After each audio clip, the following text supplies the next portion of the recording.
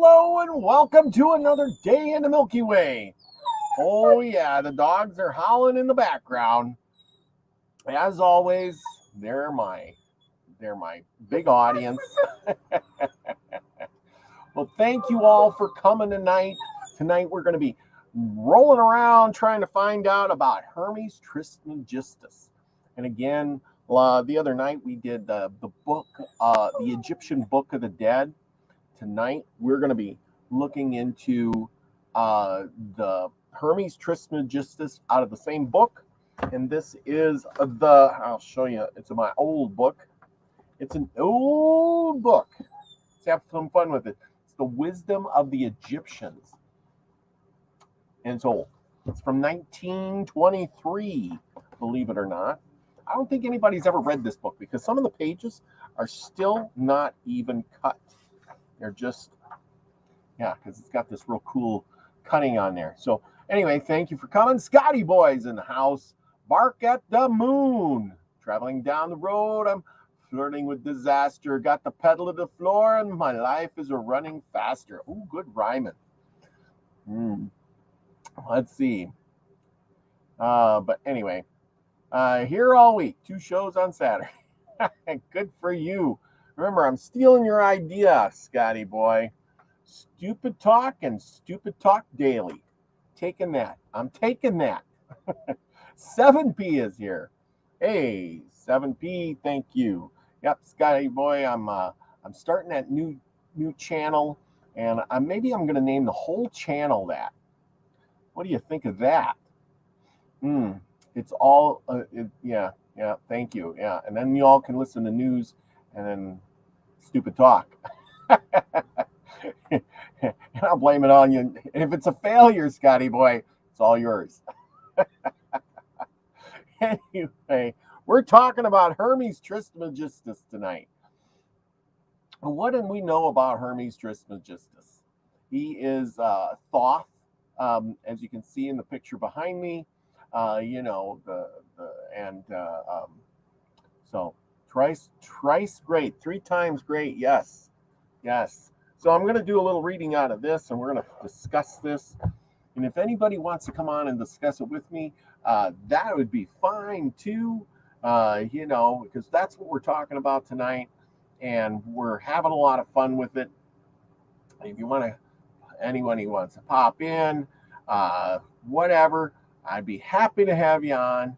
I am going to put this in there because I'm doing a live. We're gonna be, talking live and doing call-ins. And remember, Friday night is call-in night, and we're going to be calling. You can call in. Maybe we'll read some cards. We're going to just have a good old Friday evening, and just see what is up. And like I said, so join me on Friday night for just a fun night discussing whatever is out there.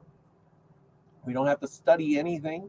We're just going to talk about the world, your comments, your suggestions, whatever it may be. I'm going to play it by ear that night. But tonight I am off, so no call out phone for me, and I'm here at least for a while. And we're going to study in this. And he's got the Hermetic writings. Oh, yes. Okay, let's start at the beginning here. And this book is so old and nobody's read it, and I got to cut the pages apart. I'm serious. I am splitting pages as we speak. It's kind of crazy.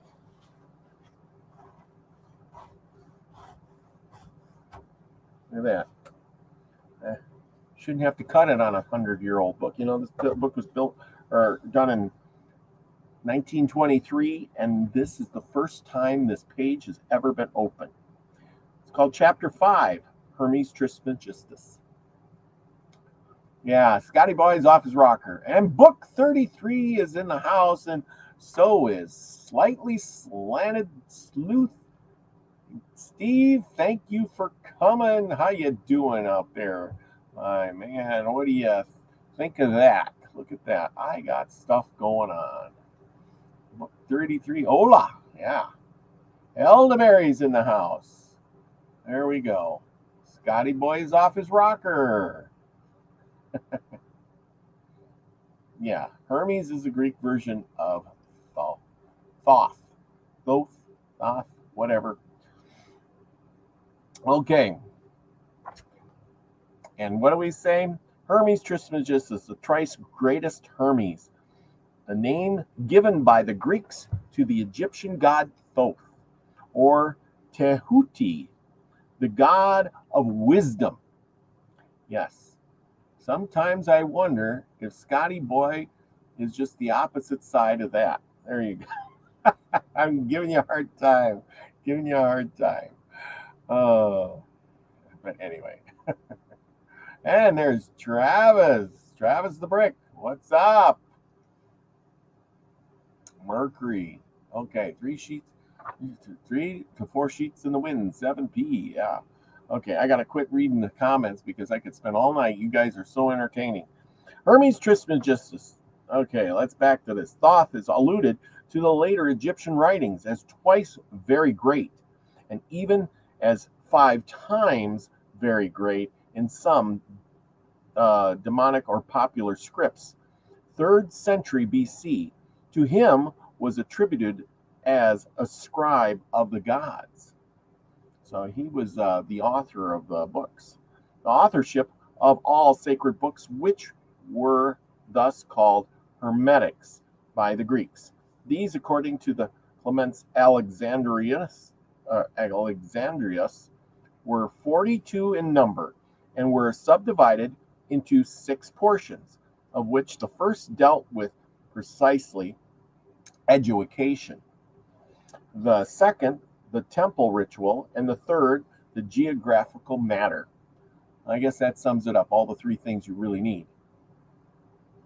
The 4th division treated of astrology, the 5th of hymns in honor of the gods, and a textbook for the guidance of kings, while the 6th was medical. I'd like to get my hands on the medical. It is unlikely that these books were all the work of one individual, and it is more probable that they represent an accumulated wisdom of Egypt, attributed in some course of ages to the great god of wisdom. As scribe of the gods, Thoth was also the author of all strictly sacred writings. Hence, by a conveyance of fiction, the name of Hermes was placed at the head of the extensive cycle of mystic literature produced in post-Christian times. Yeah, because when the Christians came around, they got rid of everything. If it didn't deal with Christianity, it's got to go, baby. Got to go. Most of the Hermetic and Trismegistic literature has perished. Go figure. Book burnings. Did I say that? Okay. It includes, the literature has perished, but the remains of it has been gathered and translated into English. It includes the Po Madre's Virgin of the World, the Perfect Sermon, or the I'm tongue-tied on that one. Tongue-tied. Both is what we call, just like an Anunnaki. Oh, yeah. Well, I kind of agree with that. Both is what we can all become, just like an Anunnaki. But I don't think we can become an Anunnaki. I think we are. Yes, Anu is the sky father. Na, An, is Ki is earth or earth angel. Yes, our earth father, I would say. Good one. Steve, you're right up on top of that.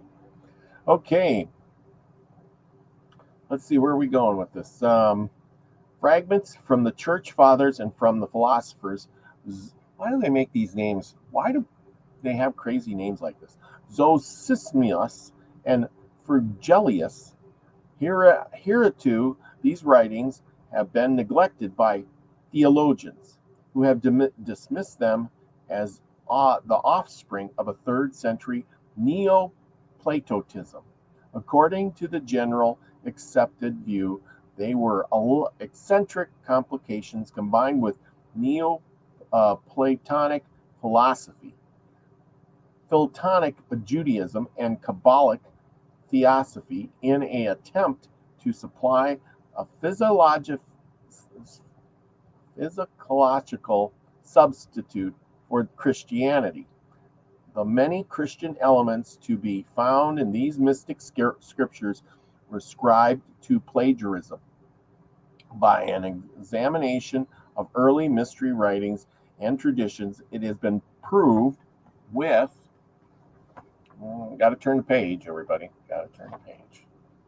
Been proved with some degree of certainty that the main source of Trismegistic tractates is the wisdom of Egypt, and that they go back in an unbroken tradition of type and form and context to the earliest Ptolemaic times. The Pomadres, on which all later Trismegistic literature is based, must at least in its original form be placed not later than the 1st century. The charge of plagiarism from Christian writings therefore falls to the ground. If it can be proved that the Pomadres, belong to the 1st century, we have in it a valuable document in determining the environment and development of the Christian origins. So some of this must have been the Christianity, of course, like always, latched on to this stuff and used it in some of their teachings. Let's see. This is why my avatar is the oldest version of look at that. This is why my avatar is the oldest version on the dinger. Oh, that's what it is. Wow. I learned something tonight from you. That's smart. As we are hard light. The light is the oh yeah, that's a good one. Yes, there we go. Yes, we are hard light. The light is our creator as well as our redeemer. This dual aspect is depicted on the Egyptian sarcophagi as the crook in the flail crook, Jesus, fail, Lucifer. Yeah. Okay. Well, that took you a bit to write, but that's smart saying, I tell you. And I can't even pronounce half of that. But anyhow, let's see. Here we go. The Pomadres, on the other, later Testament religion is based on. Okay. Oh, no, Christian origins. Okay, Mr. G.R.S. Mead, author of the Thrice Great Hermes, says in an illuminating passage, the more one studies the best of the mystical sermons, casting aside all prejudices and trying to feel and think with the writers, the more one is conscious of approaching the threshold of what may well be believed to have been the true idiom of the best of the mystery traditions in antiquity. Innumerable are the hints of the greatness and immensities lying beyond that threshold. Among other precious things, the vision of the key of Egypt's wisdom and interpretation of Apocryphs by the light, the sun-clear Ethiopia of the intelligible cosmos. So basically, you study it. The more you study it, the more you will be in tune with it. Let's see. Dingo ate. Only you can say that, Scotty boy. Dingo ate the baby. Anyway, let's see. What do you got here, Steve? Steve, you're putting out so much good, smart stuff. Crook Jesus, redeeming aspect, also known as Alpha Flail. Phalli? Maybe it's Phalli. Lucifer, or the creator aspect, aka Omega, the beginning and the end. Yes, the beginning and the end. I like that. The light and the darkness, the beginning and the end. I don't know where I get all that stuff from. It's all up in there in my head. Witchy Moon. Witchy Moon's here. Thank you for coming. Okay, let's see. Go on. Hermetic writings. Apparently, the earliest of the Hermetic class of writings is the Cosmu. You know what? No matter how I pronounce it, it's always better. There we go. It's always, you can never really pronounce. There he is. What's up? Ah, there he is. Okay. Hey, hey, hey! Yeah. I got to put the headset on or I won't be able to hear you. Oh, there we go. How you doing, man? Long time no What's see. up, brother? How are you? How you been? I've been good. And yourself? Doing good. Just growing a beard and going to work. Well, good. It's good that you're working again, doing stuff, keeping busy. Oh yeah. Oh man, that's a good thing. And one of these days I'm gonna get over there and we're going bowling. Right. I just bowled another 700. Oh man. Yeah, I've been doing it a lot lately, bowling. Yeah, but this Hermes Trismegistus. Yes. Speaking of which, of bowling, actually, one of my bowling teams, we got 3 people on there, and I call it thrice great for this very reason. Awesome. But Thoth is, the emerald tablets. Yes. We all remember those. I mean, that's how I started my enlightenment journey, I guess. I'm not saying I've seen the light yet, but from all of the research and the reading I've done, it all leads back to it is a creation within us, and it's also our redeemer. Jesus may have been a man that walked the earth many moons ago, yet I think the gist of the Jesus story is, it's like the word Bethlehem. Bethlehem means house of bread, and that's what we are, and that's what our minds are, and that's where the light is born. And that's why the Assyrians in the iconography of the Anunnaki, of them holding the pine cone out in their outstretched right hand, this is the reason for the symbology or symbolism of the pine cone, because the pine cone is exactly, it's in reference to the pineal gland within our minds. And the pine cone or the pineal gland is also Jesus in the middle of the 12 apostles, because we have 12 paired cranial nerves in our head. That's the physical aspect of it. It goes much deeper than that, because there's 12 aspects of our, of our personalities. There's, if you go into Carl Jung's teachings, I mean, there's just so much to say about it all that. But the simplest way I've learned is through Egyptian symbology and like the Egyptian sarcophagi. And I always wondered why on their sarcophagus they have the crook in one hand and the flail in the other, and it's depicted on all of them, all of the the rich ones, the pharaohs or whatever. Yeah. Obviously, the pharaohs are the only ones that got the nice sarcophagi, but I always wondered why that was there. It's just like I always wondered what the cross was. These were the 2 questions that I jumped, head first in and had to figure out. And, the only thing that makes sense is that it has to do with the true nature of why these people, like you were reading the Book of the Dead the other day. Yes. And the Book of the Dead is in reference, it's just like every biblical story, it's in reference to this very same issues of our illumination, and this is why the crook and the flail are, this is the only reason why I wanted to come on. It was to describe what I'm trying to get at with the Jesus aspect, is the redeeming aspect of the very same light that is created within us when we are enlightened. And the creative aspect is the aspect of our creator, because it brings you back to the T=0 moment of time. It gives you a personal taste of what the light of our creator was and is. It's born within you, or it's already within us all. We just have to find that light and to experience it.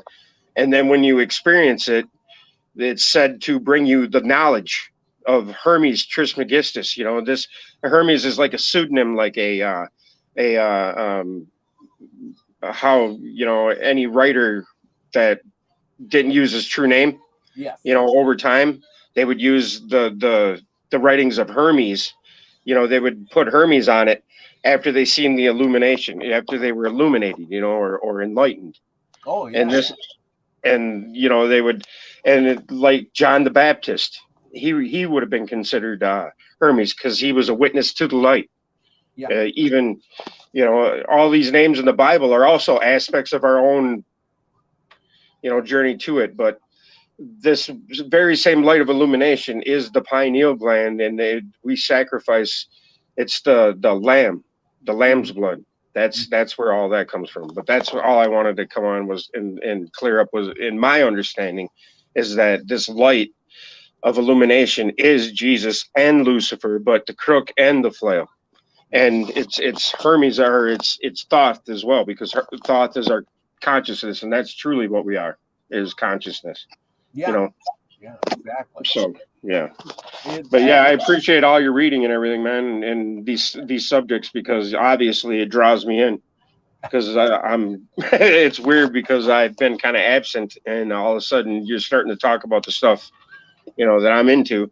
And here I am. So I appreciate it. We talked about the Book of the Dead the other day, and you know how I do I don't know if you listened to last night, but my thing last night, I found some passages about the Indians, and they were doing similar stuff as the Egyptians were. Mm-hmm. And which is kind of weird. You know, they knew about the brain, and they would suck the brain out, and their story about like they had their own Book of the Dead. They had Across the Field and the Shadows, and they had the different people out there, their gods or whatever, to pass through to get to the Field of Bliss or whatever. Mm-hmm. And I'm thinking that sounds just like they were describing the Book of the Dead. I mean, it was different names, but the object was still the same. How is that possible? It's because it's our true consciousness, and that's what we are. And there's a latent memory within all of creation, you know, and we are the ones that are the accumulation of all creation, and we are the ones that, like on the seventh day, the day of rest, is the moment where the 7 hermetic principles go full circle. You know. Yeah. And we start at the first one, which is what is the first one? Correspondence, and then it goes all the way around, you know, to gender, and then gender, and then boom, that's where we correspond, and we create that light, you know, and that's when we create the loop, or complete the loop, and become enlightened ourselves. And that's what brings us bliss on this planet eventually. And you know, I'm not saying I've seen it and I'm working towards it, but if I don't, oh well, I'll have another chance at it. And you know, reincarnation is always going to be our lot until we see the light, and we're all destined to see it sooner or later. Yeah. And this is why we speak of these things. And you know, I think our civilizations have gone through eons and eons of this cycle that we're going through now. You know, I think our whole civilization has been exactly where we're at today, and with technologies and everything else. I think it's just, we just keep going in this loop, and it's forever, because obviously the light is forever. Well, you know? I think it is forever in a way, because humans always do the same things. We are a creature of habit. Yep. I mean, really. I mean, we're very predictable. Very true. And you know that if you have something that's predictable, they're going to invent the same things, they're going to do the same things, and they're going to end up with the same result.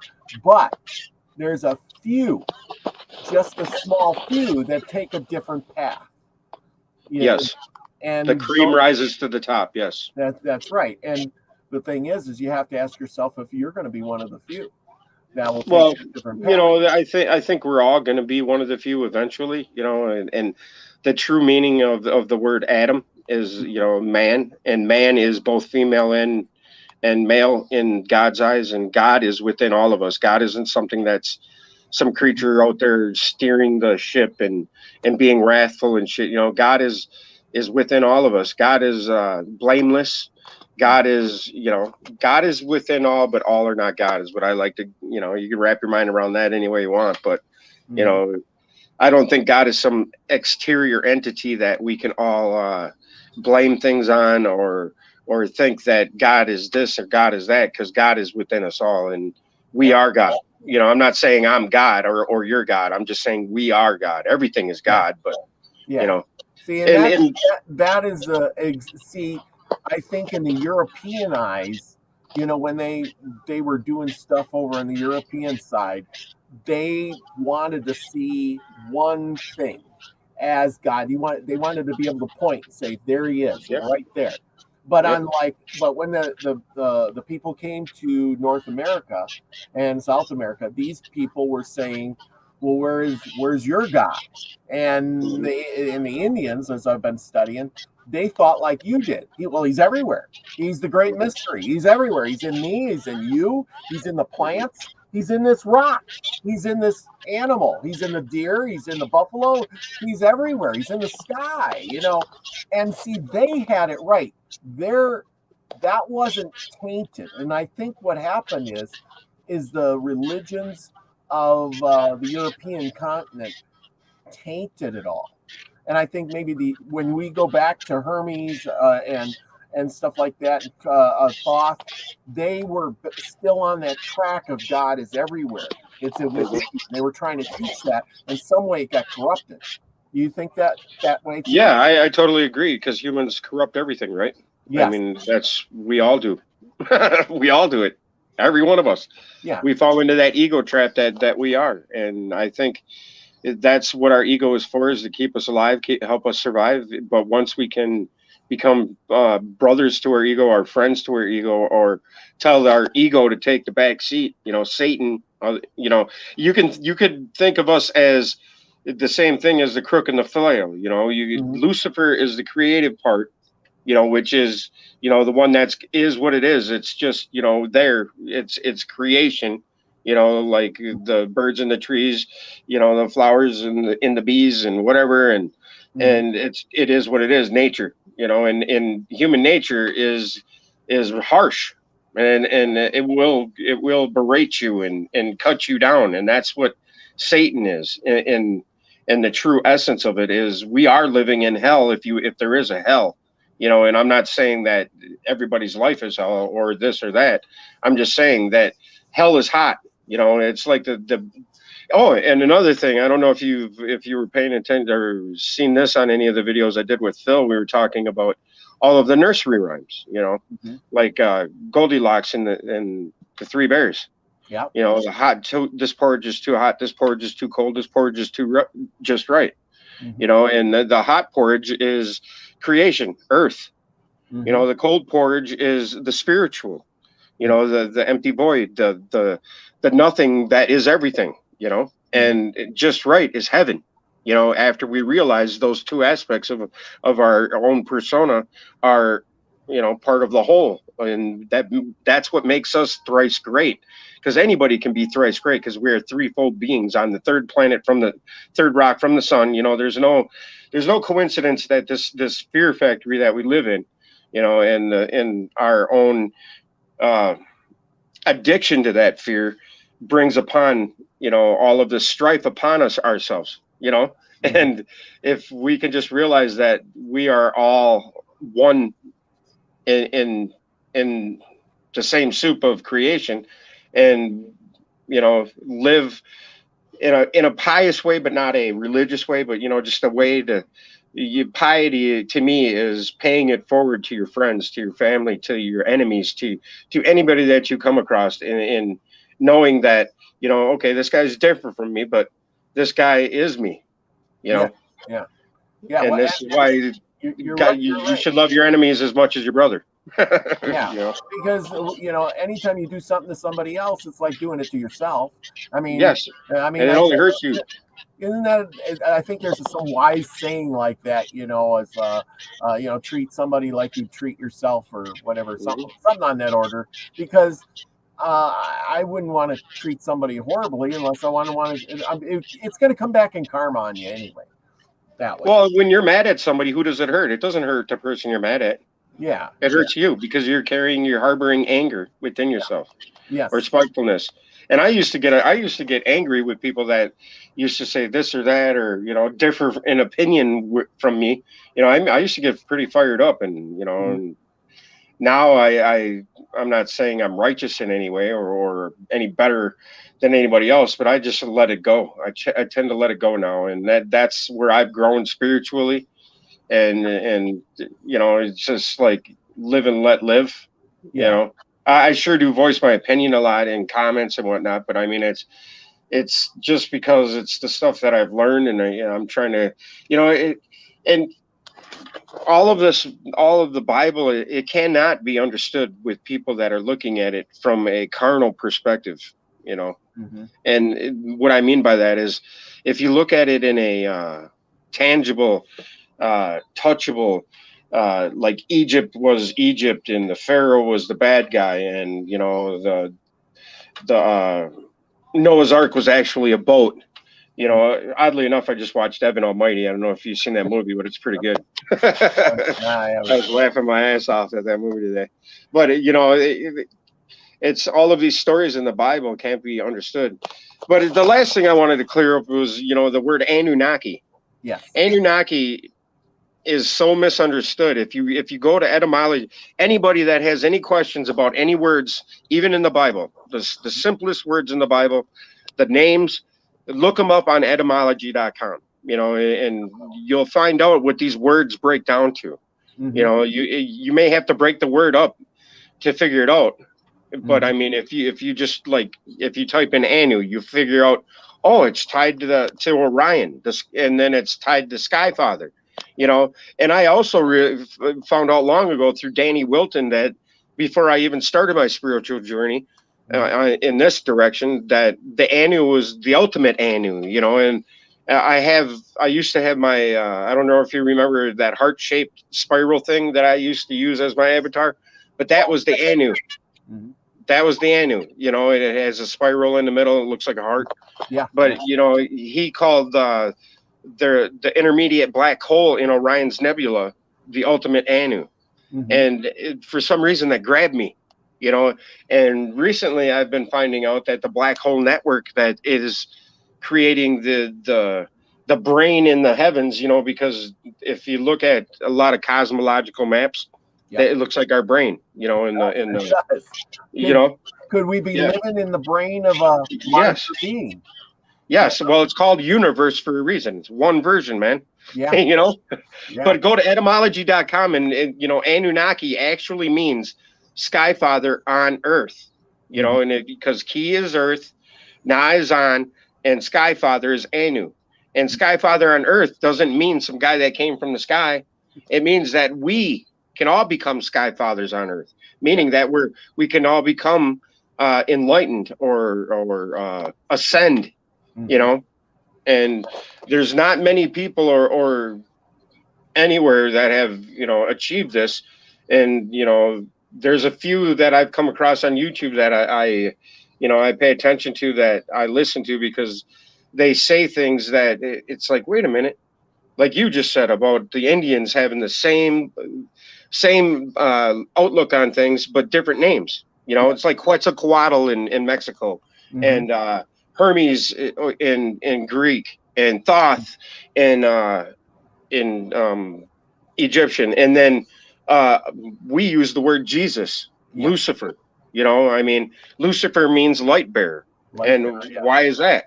So Anunnaki is Skyfather on Earth, or otherwise known as Earth Angel.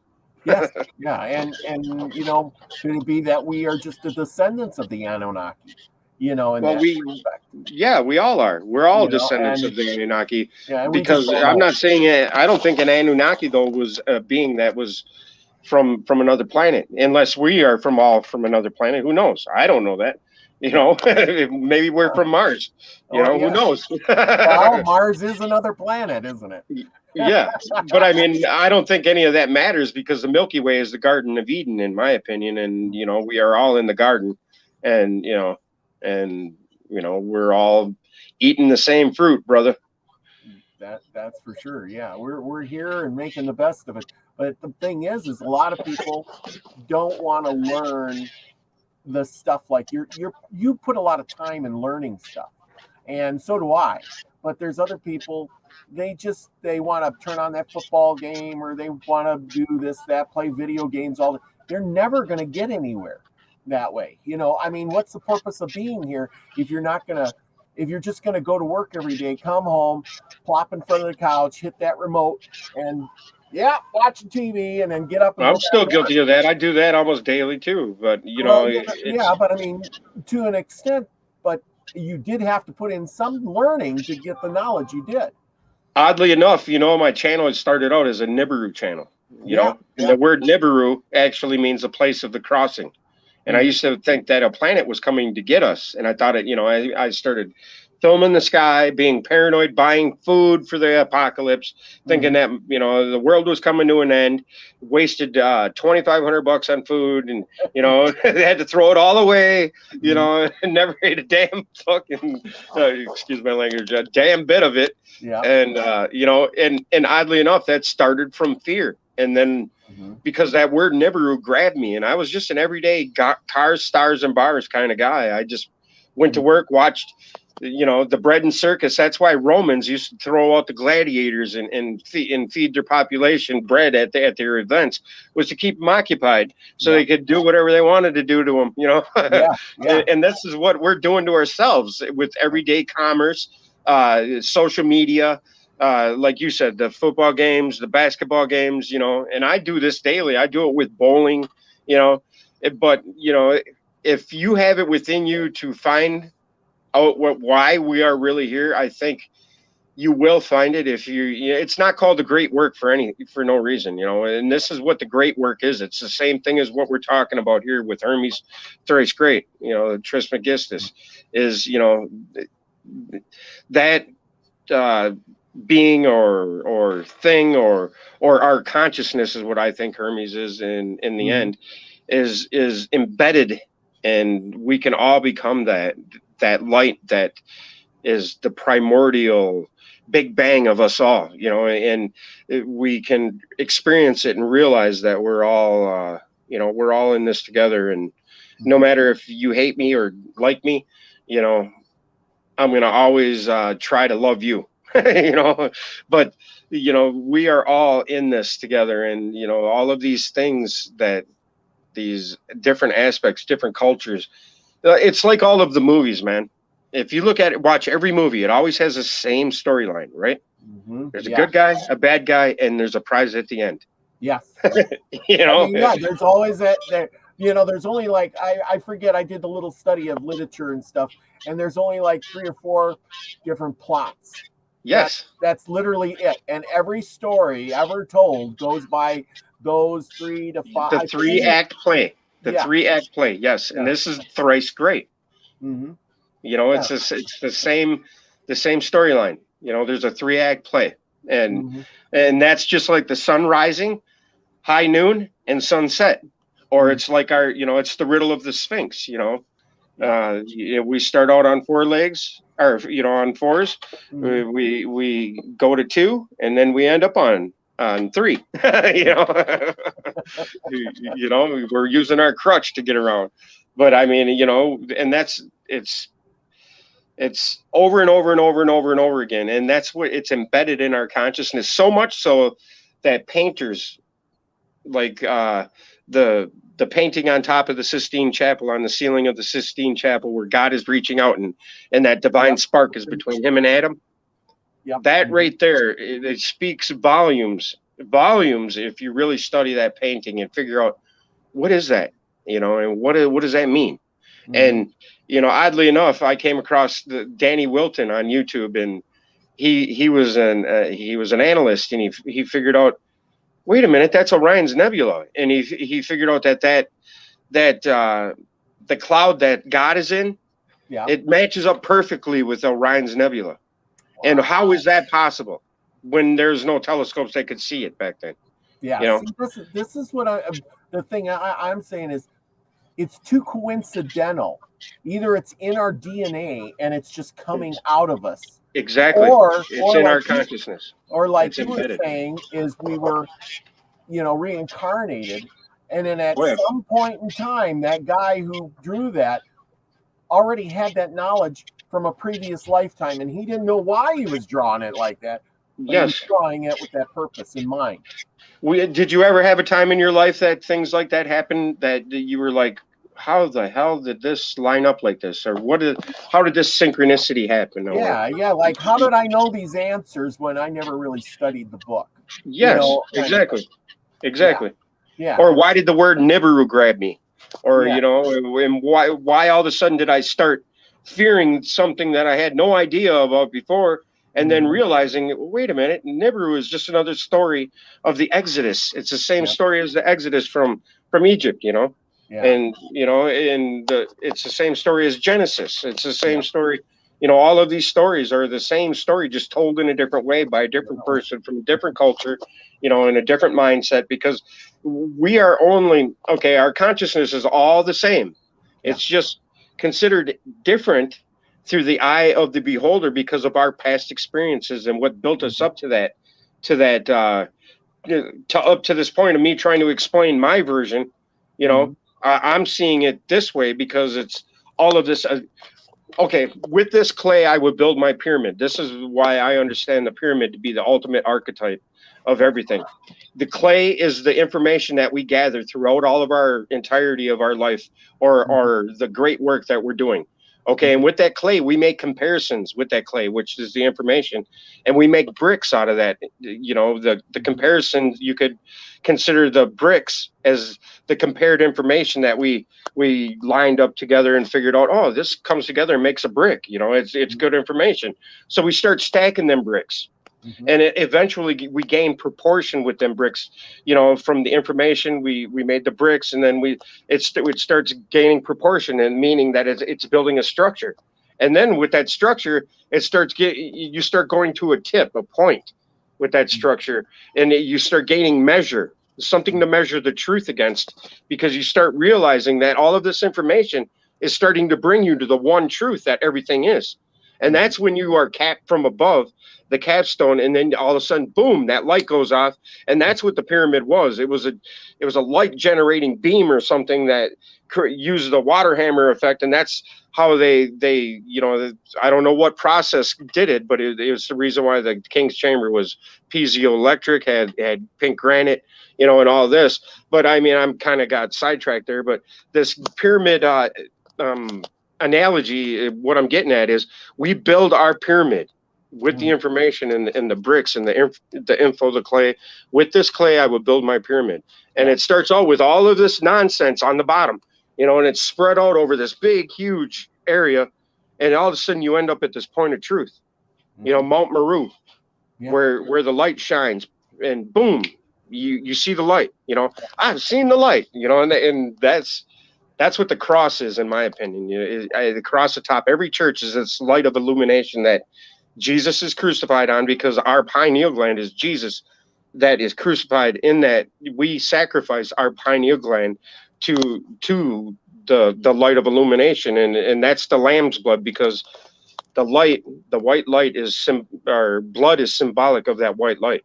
And we could get into colors of the royalty and all this other stuff, but the pyramid thing is where I went, that's why there's a pyramid in Egypt. I think you're right. I think earlier you said something about you were like what I was talking about, not knowing anything back in the day. So was I. Had no clue. But as I have grown and got older, the wisdom has come to me, and I'm building my pyramid. And as I get older, like you said, you're getting narrow. The truth is coming closer and closer and closer and closer as I get, to the top, and I'm learning so much more. It's like at a certain level, it was like, bam. I everything else didn't matter, and I started focusing more.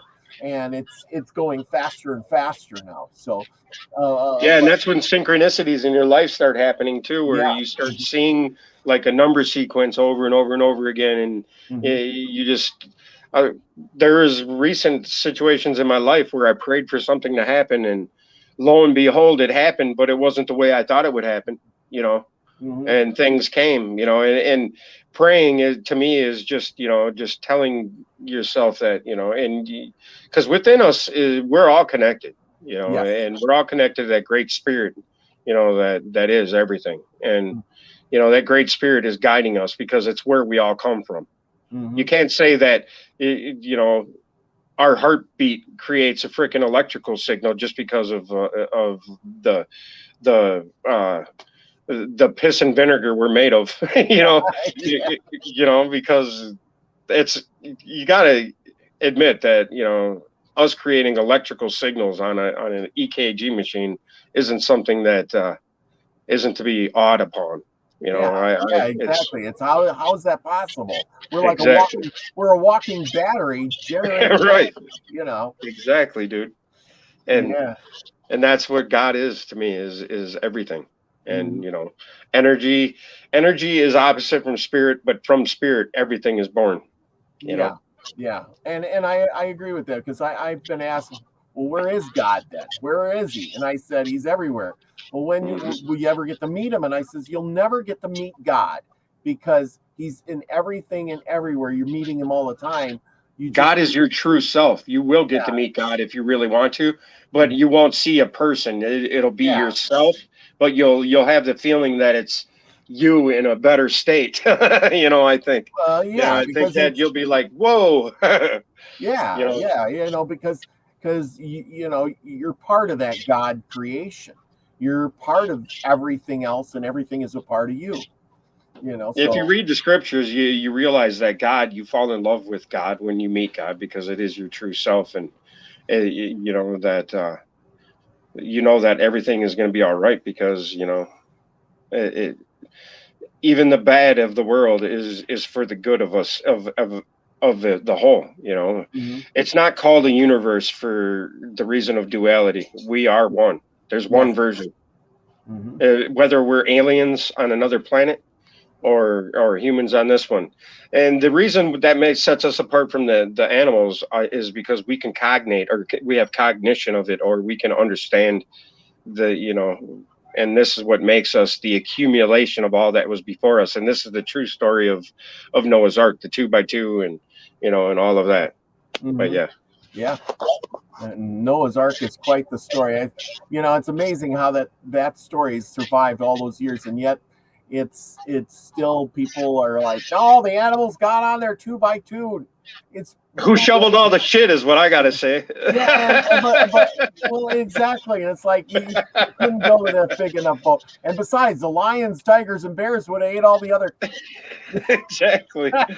Exactly. Yeah. You know, Yeah. I That's mean, gee, I mean, and logically, it's not possible. Just like no. Jonah getting eaten by the whale. It's Yes, not exactly. possible to get eaten by a Dude, you just whale. gave me the goosebumps. You gave me You the know, goosebumps by comparing, using that story and comparing those two, because they're the same story, dude, yeah, just yeah. told in a different way.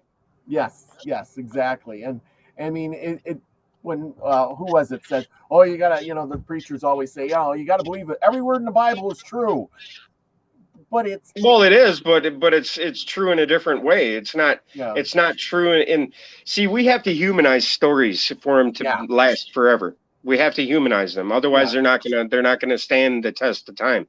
And yeah. this becomes embedded within us, that, and this is why every movie is the same freaking thing over and over again.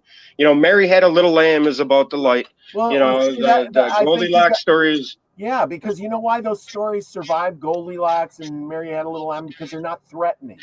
And if somebody wrote them as a threatening story or an informational story, they would have went by the wayside a long time ago. Nobody would have Well, remembered. some people think the Bible is threatening, and Yeah, that's lasted the test of time, but you know. well, and then If the what thing, but that's the thing is, did they change some things? But then it Well, did. the Bible is said to be born from, from different stories of, like, the Book of the Dead, Yeah, and different stories of the Egyptians and the Mesopotamians, but all of these stories, like the Epic of Gilgamesh, yeah, hmm and stuff like that. These are all creation myths, or not myths, but stories of the same thing, and it's the same as the Genesis story. The Epic of Gilgamesh is the same as as if you get into the Mithric religion and start reading their backstory and what they believe, it's the same thing. Yeah. It's just in a different version. It's like how the Greeks adopted Thoth, and and we adopted Thoth as Jesus, or the Christians did, and it's just because these stories are convenient at the time to carry on, and it somehow, some way, we hold on to these things just because it's the ultimate truth, yet we don't understand it to be, and unless you do your research and you do your great work. Yeah. Because the only one that can do the work for you, I can meet somebody like Phil all day long, but he's not going to create the light within me. I still have to do the work for myself. Yes. Exactly. And it's a blessing. It's a blessing to meet gurus or people or somebody that's been, seen samadhi and, have been to nirvana or been to Shambhala, and, some people like you I've met on YouTube have inspired me to do things. A few years back, I met Travis the Brick. I don't know if he's still watching, or he was known as the Architect at the time. Oh. And he said a word to me. It was the word Rakatamata. And that word I dreamt about the night before I was doing this live stream, and it was on New Year's Eve one night. And I was talking to Aaron from Australia, from Esoteric Australia or whatever. But anyway, the gist of my story is that he said that word, and I backed up and I said, wait a minute. I never heard that word before, except for last night I dreamt about it. Yeah. Well, then I did research on that word, and that word led me to verses within the Emerald Tablets that I was, pounding into my head. It was the key to Shambhala. That's I looked it up on Gematria, that Gematria, or I don't know if you're. Yep. Yeah. I looked it up on that word. I looked that word up, and it cross-referenced the key to Shambhala, and wow. I and the number 333, dude. Yeah. And my name. I was like, hell no, dude. It was just weird, See, and this is but that's it, exactly it. It's shows like mine. I can't force knowledge on anybody, but I can spark knowledge in everybody. Yeah, it just depends if that person is ready to be sparked or not. Exactly, and that's the thing, is if I say something or do something on my show, my goal is to make somebody say, hey, that resonates with me. I'm gonna go and I am gonna look that up. I'm inspired now. I had a lady at the store. She's seen this logo on my hat, right? I can't really see it because I'm on my phone. Oh, the Anakarana symbol that Nina has all the time, Okay, yep. Okay. Anyway, and I had it on my shirt, and she come running up out of the back, and she said, what is that? And she didn't know me from squat. I've seen her a million times. She's never talked to me before. And she come running up and asked me what that was. And so whatever that symbol is, it sparked interest in her, And then when I told her about it and I told her what it was, I'm hoping that maybe she looked it up or maybe she did something with it. But whatever it is, it sparked her interest. Nobody else asked me, just her. So it says that's why symbolism is the key to our own gnosis, Yeah. And the Gnostics, just another version of Hermes Trismegistus. The Gnostics were people that wanted to know. Gnostic means knowing. And some people hated them and this and that because they, in all of these, it's like the Knights Templar or the Illuminati or the Freemasons. People think that these are all negative and nefarious. Yet most of these groups were started out by people that were trying to just do the same thing we're doing. Trying to find the truth, dude. Exactly. Exactly. And some of them have gotten corrupted, sure, because they've let the power go to their head and the money and the fame. And that's what the ego does. It's there to steer you away from the true truth that we are, Well, and that's that's the same with countries. They start out small, and the next thing you know, they grow into a great power. They get and then corrupt. what happens?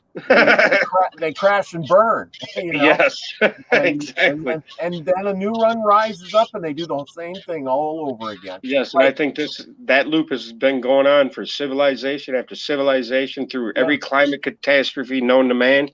And I think it's all been done before. Yes, I agree with that. Yeah, all over and over, and because we have such a short life existence here, we just 1 degree on the cosmic calendar. 1 degree is 72 years. Yes. Yeah, I mean, so we're just getting a flash of time. 1 degree. Yeah. 1 degree on that clock.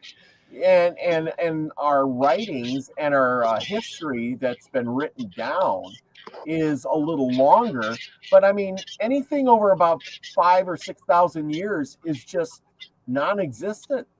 Because our population was probably knocked down to a certain point to where people only cared about getting food and surviving and staying in the cave or whatever the hell it was.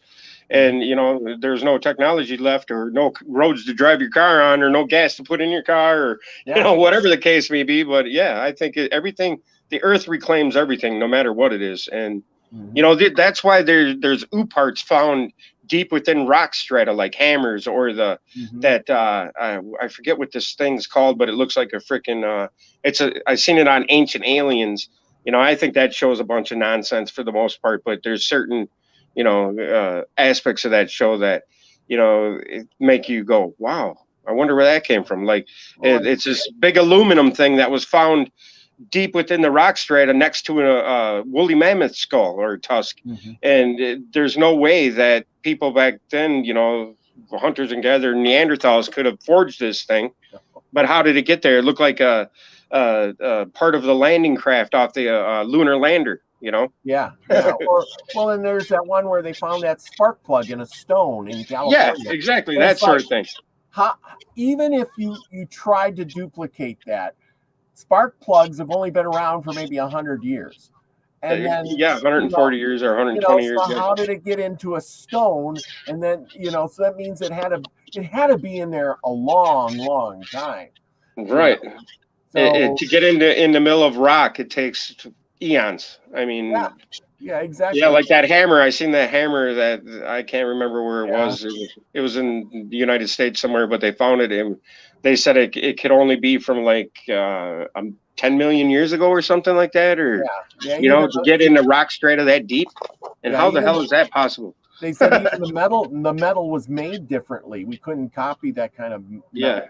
And the handle was fossilized, and so you know the exact one I'm talking about. Yeah, I know. I've seen that, and I read about it, and I'm thinking, wow, that's just crazy. How that, I mean, you may be able to, petrify a piece of wood, but how are you going to change the composition of the metal?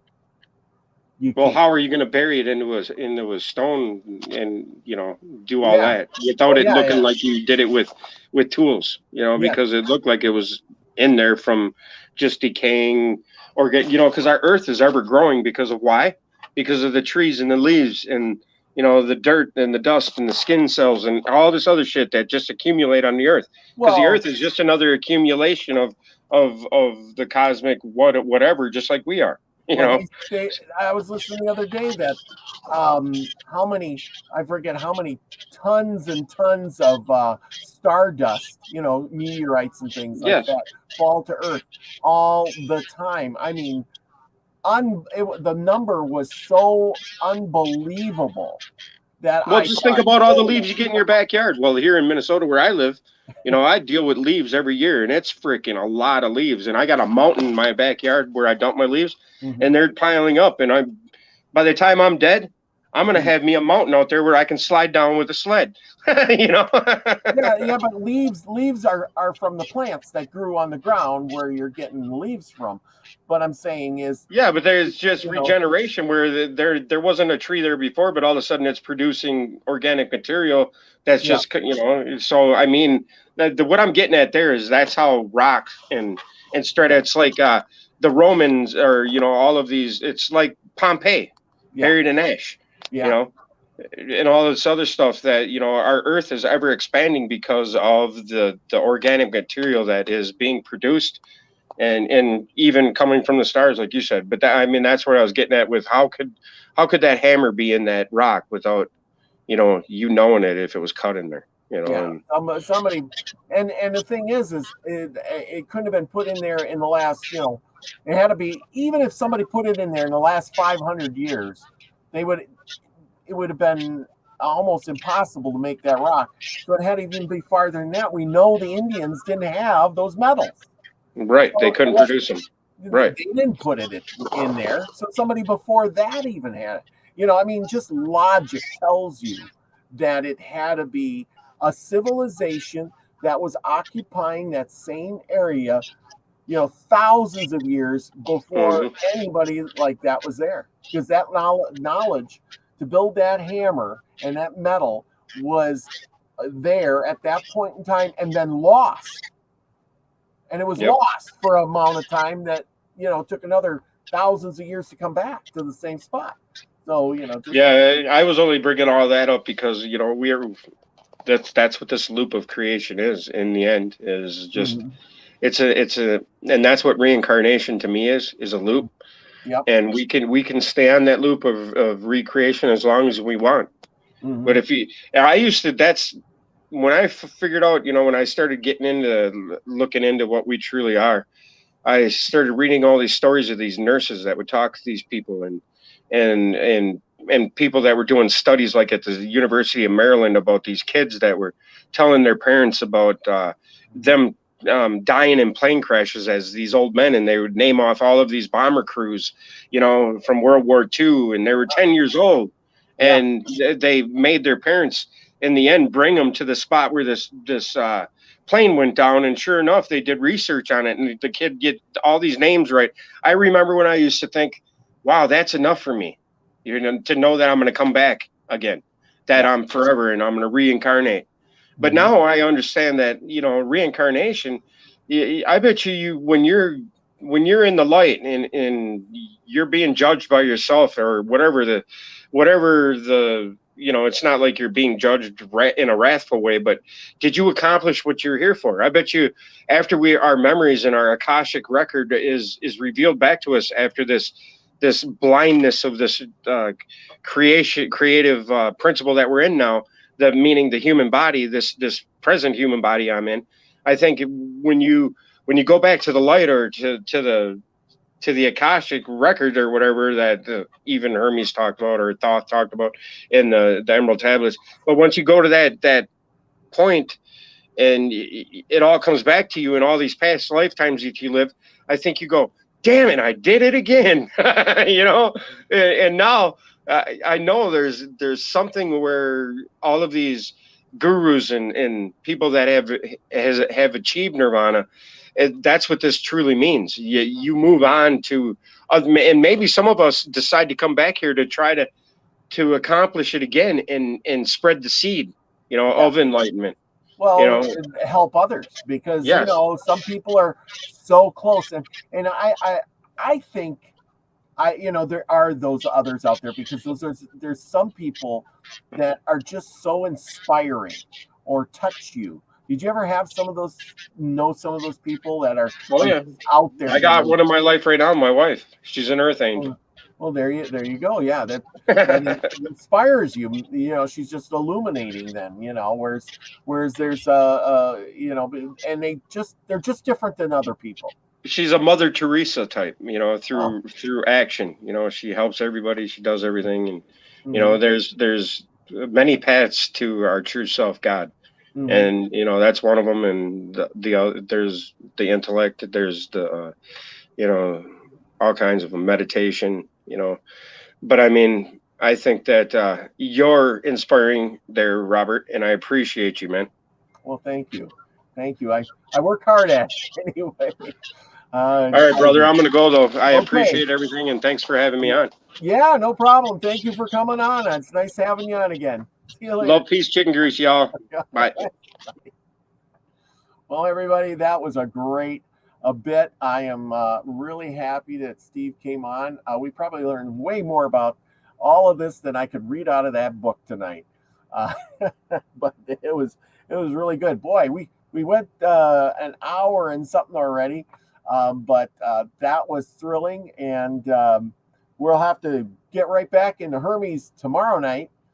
Tomorrow's Thursday night, and then Friday. Remember, Friday is a free for all. We're gonna, if you're excited to do it, call in. Send me an email with a subject you want to talk about. If you don't want to come on Friday, we're just gonna have fun with it.